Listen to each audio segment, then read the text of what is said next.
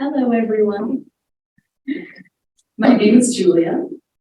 I'm a fellow in Group 1 of the Working Global Action Emerging Leaders Fellowship, and I'm here for this final presentation. This series of presentations is a culmination of the work of the past 18 months. This is a very exciting opportunity for all of us in the Working Global Action Emerging Leaders Fellowship to share our research presentations and be in conversation with you all today. This is the final presentation of the day. We are very pleased to see participants from across the world. Thank you all for tuning in. Just in case anyone is joining Zoom now, there are a few housekeeping points.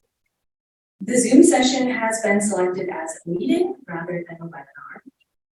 This allows the presenter and attendees to see each other. You may choose to view today's research presentation in presenter view rather than down. This allows you to see the presenter rather than all of the attendees. This option can be selected in the top right-hand corner of your screen. Also, a reminder to please be respectful to the presenter and mute yourself during the presentation. We hope this presentation is interactive, so please feel free to submit any questions and comments to the chat box. We will have about 10 minutes for Q&A at the end of the presentation. And finally, this session is being recorded for future viewing on the University website. So today we will be diving into the theme of nonviolent practice as love, honoring dignity and interconnectedness of each and all. I will begin by introducing our presenter today, Sarah Brown, who currently serves in the Office of Ministry in the Institute of the Sisters of Mercy of the Americas. Her professional background includes serving as a United States Air Force intelligence officer, supporting the U.S. delegations to the G8 Rome Transportation Security Subgroup, International Civil Aviation Organization Security Conference, and International Working Group on Land Transport Security, providing administrative and program support to the Supreme Court of Ohio and its Judicial College, and contributing to nonprofit work in support of spirituality, community, service, and justice.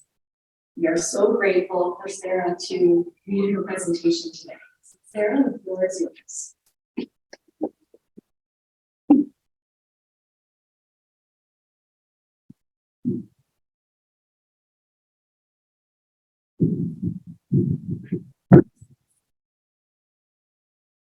Thank you, Julia, for that kind introduction. Greetings to all in the time you find yourself.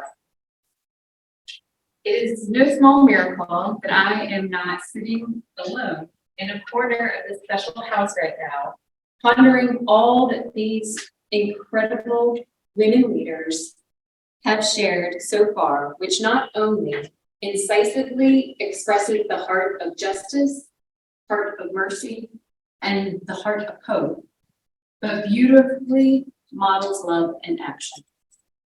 So no hurt feelings if you need to go ponder that yourself and watch the recording. I'll start with a little context about myself, sometimes called an identity statement. My lens is as a white, cisgender, able-bodied, fully employed, divorced and remarried woman and mother from the global north, more specifically, the United States, who is privileged economically and educationally and experiences holistic safety in a stable nation state, freedom of movement, a supportive family and social system, trust in and support from government, community leaders, and first responders, and abundant, accessible nature and green space, which I am able to freely enjoy. And my gratitude and acknowledgements for those who made my project and presentation possible. My husband and daughter, her father, all whom I consider family, especially my sisters, friends. Lord, I'm already going to start to cry. Okay. Mentor, co-workers, employer, several individuals, Sisters of Mercy, the funder of the fellowship, fellows, fellowship leaders, Mercy Global Action, staff and interns, and authors of and contributors to my sources. May blessings abound for your generosity and your part in lighting my way through this fellowship and project. My project is about nonviolence and the innate amplifying power it has to beneficially influence personal and communal lives.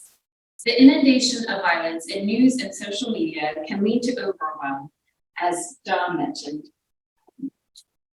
And my goal is to inspire, encourage, and provide resources for manageable first steps in nonviolent practice. The aim is to demystify nonviolence into accessible options for personal practice and advocacy. I want to inspire hope in the midst of acknowledging ongoing harm and violence in our personal lives and across the world. The specific violent effects of displacement of persons and degradation of earth are represented here by images from effects of the war in Ukraine, conflict in Sudan, gun violence in the United States, and flooding in Bangladesh due to climate change. So first, we will share a bit of silence in which to acknowledge all affected by violence, and then a short meditative practice to open up to exploring nonviolence and the difference.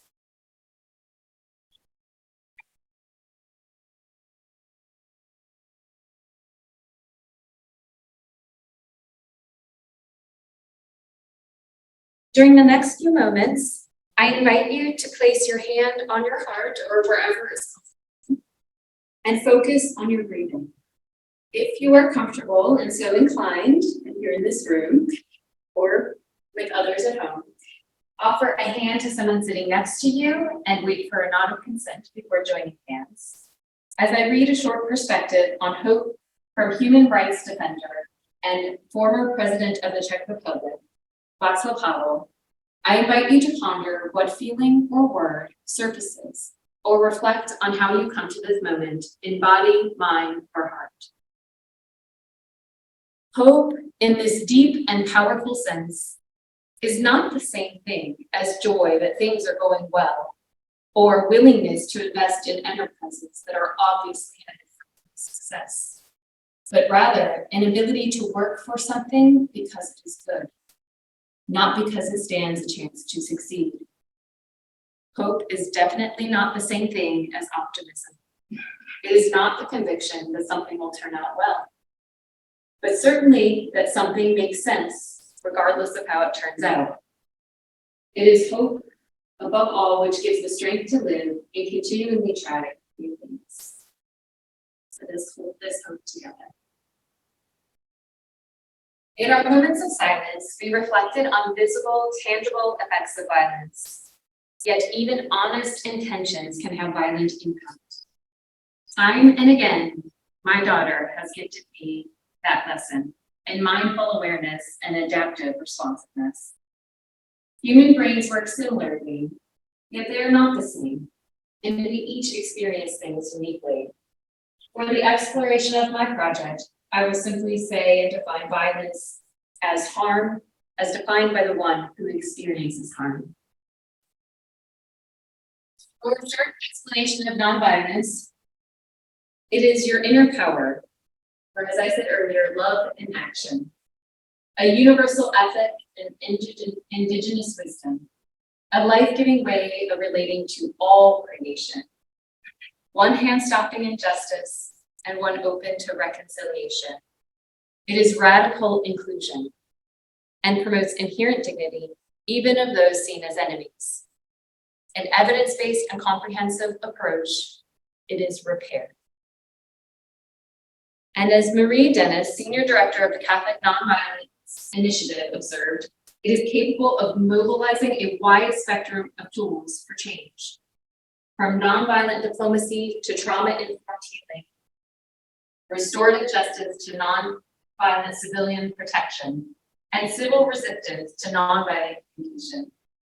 In holistic summary, as Dr. Renee King, CEO of the Teen Center, has said, it is a love-centered way of thinking, speaking, and acting that leads to personal, cultural, and societal transformation. Pope Francis said the consistent practice of nonviolence has broken barriers, bound wounds, healed nations, and it has roots in several spiritual traditions. In this first quote, the Sisters of Mercy of the Americas emphasize the need to honor the dignity of each person, connect with others, and to do it authentically. In the second, Chile's Minister of Women and Gender Equity reminds us that prevention is most effective in stopping cycles of violence. Love, honoring dignity, and interconnectedness are acts we all can aspire to and achieve in some measure. And they help to prevent and proactively transform violent cycles into nonviolent ones. In striving to be fully present with, accepting of, and connected with the person here, now, needs are more easily surfaced and met. This builds strong relationships. Trust and mutual support grow, as does a willingness and ability to tenderly hold each other's hand. Additionally, the data and evidence demonstrate nonviolence methods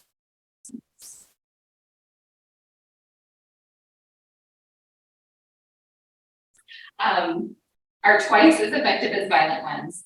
While outcomes are not guaranteed in every personal interaction or nonviolent movement, data also shows that nonviolence is beneficial long-term, regardless of near-term outcomes. From academics to mental health and medical professionals, experts know that this works. Nonviolence is a resource found within, has spiritual or cultural roots for many, and most importantly, it works. So how can we be it and live it? In my research, I kept finding and being led back to a few foundational elements. It is constructive and transformative, turning fear, hurt, and anger into acceptance and compassion. That takes a connection of mindful presence inside oneself and encompassing all living things, all living beings involved, including Earth. It takes an ongoing expansion of self-awareness. What am I feeling right now? What do I need? And an awareness of others. What do they need now? What are they feeling? And this is the basis of nonviolent communication.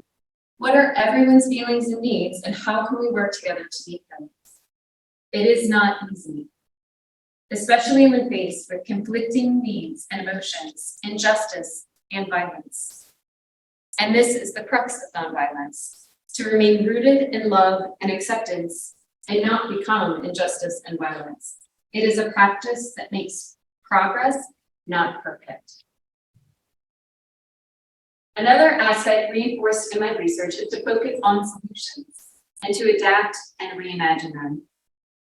Especially in this digital age, we can access new information constantly. Moreover, individual and communal feelings and needs are fluid. Responding to changing times, changing needs, and changing data requires adaptability and reimagining into the future. One example from my research is the story of women in Guatemala who remove garbage every month from Lake Atitlán, their water source for most daily needs. Their creative nonviolent protest, education efforts through media, and collective community action led to a single-use product ban before the COVID-19 pandemic that they are now working to reinstate, and led also to the local government opening a new facility to properly dispose of the trash they removed from the lake. It is this ever-changing space of need and capacity that led me to story after story that shows how being able to adapt and see oneself and others with a different lens, mind, or heart opens up more connection and solutions and expands the ability to uphold each other's. I did not expect to begin a new sport in my 40s. Almost 3 years ago, my daughter and I began to ride horses, and there is nothing in my lived experience that could possibly have prepared me.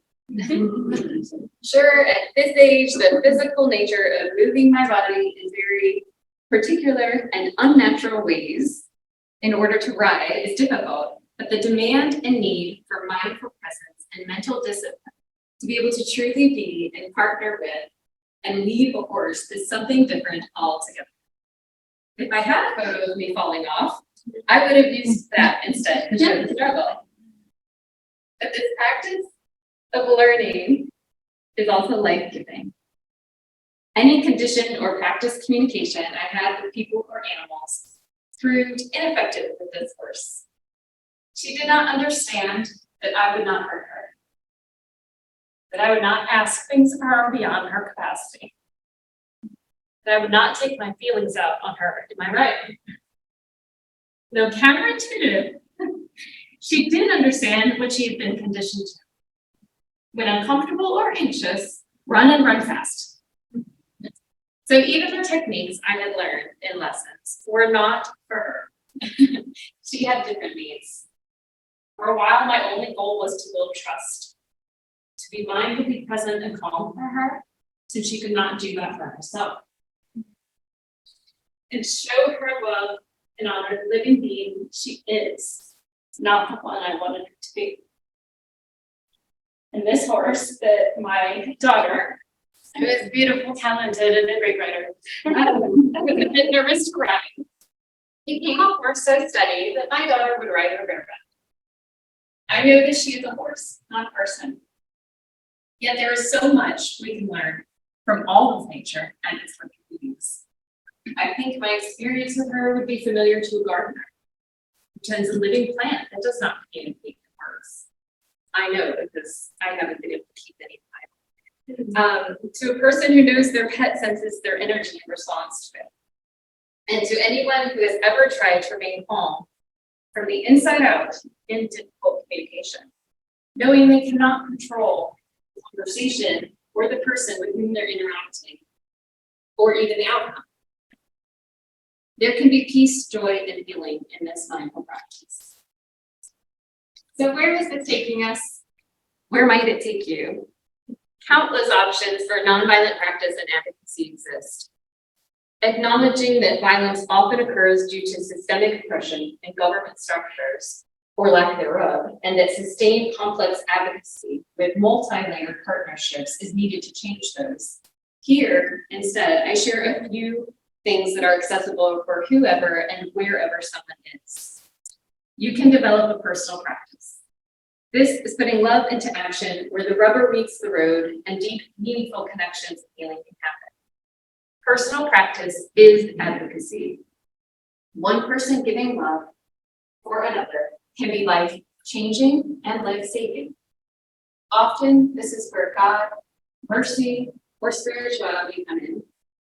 To even be able to imagine this for others, we need to know and experience it in ourselves. To be shown what it is, new every morning. Then we can see and have more space to share it with others. Another way is to make new connections. Listen to new perspectives. Read first-hand accounts of worlds and beliefs different from our own. Open up to new conversations and ways of interacting with people and groups. Evidence shows this helps our brains with creativity, and that is needed in finding more or better solutions for all the many issues and problems in our world. Regarding new and expansive perspective, cultures, and experiences, I and all of the fellows were fortunate enough to attend the UN Commission on the Status of Women in March through the fellowship program.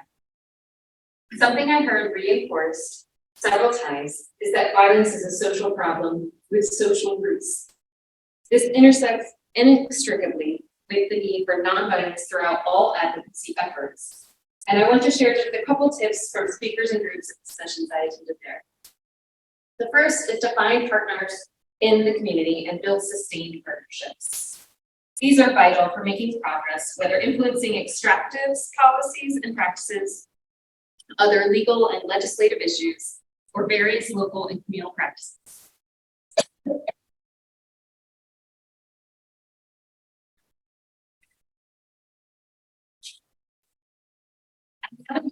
Perhaps most importantly, is focus energy on what you can do. What are your gifts?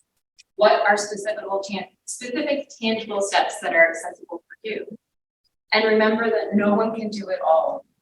One or two actions or issues to work on is enough. And finally, find joy. A good example is the sketch comedy group called the 1491s in the United States are using their unique talent together to fight cultural invisibility and structural oppression. They are educating audiences on Indigenous culture, history, and justice issues through humor. If you are looking for more resources, you will find them in my full paper. Perhaps that could be a resource for Mercy staff, volunteers, or others throughout the Mercy world. And the issues related to nonviolence are intersectional with justice issues such as degradation of earth, displacement of person, and poverty. Whether you are interested in a personal practice or wanting to be involved in advocacy for a specific issue, there's something in the future. And whatever step one chooses, there is a need to create space for oneself and community. Find space to become restored. Find a place where who you are and what you bring will shine brightest and move the most mountains.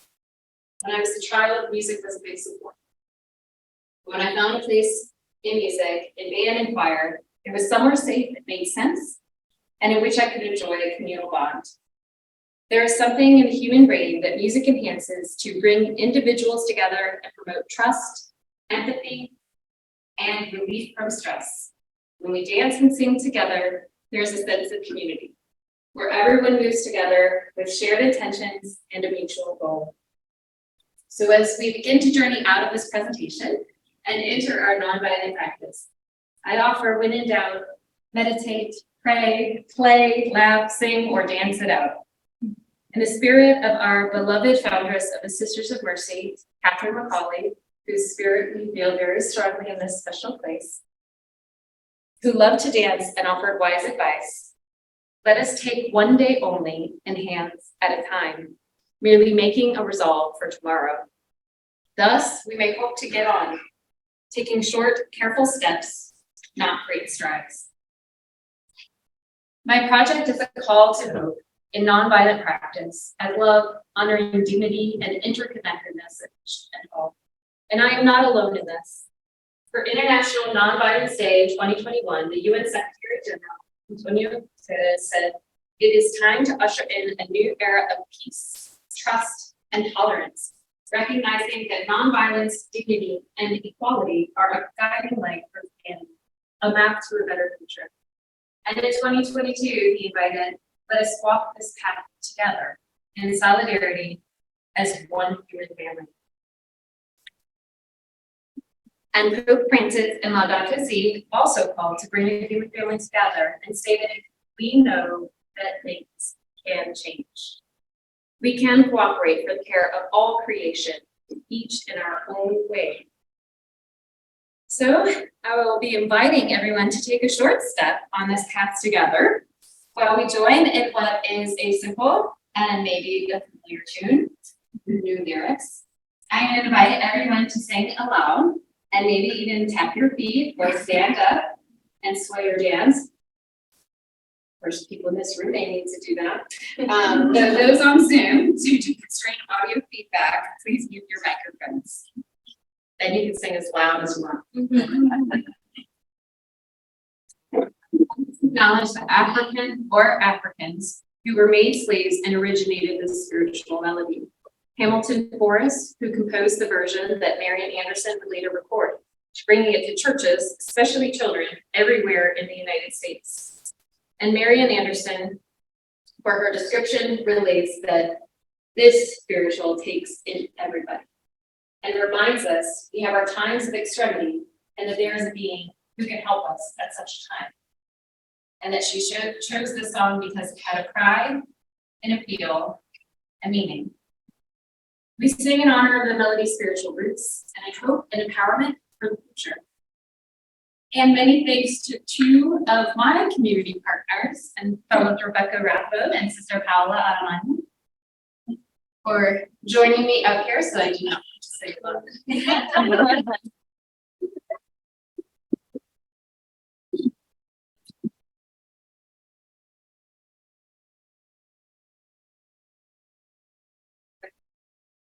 Got all our thoughts and feelings in our hearts, got all fears and creatures in our hearts.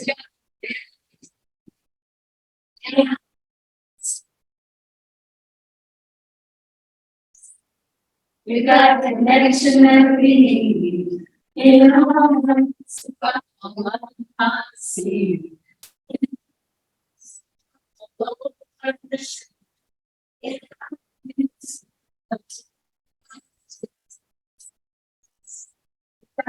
We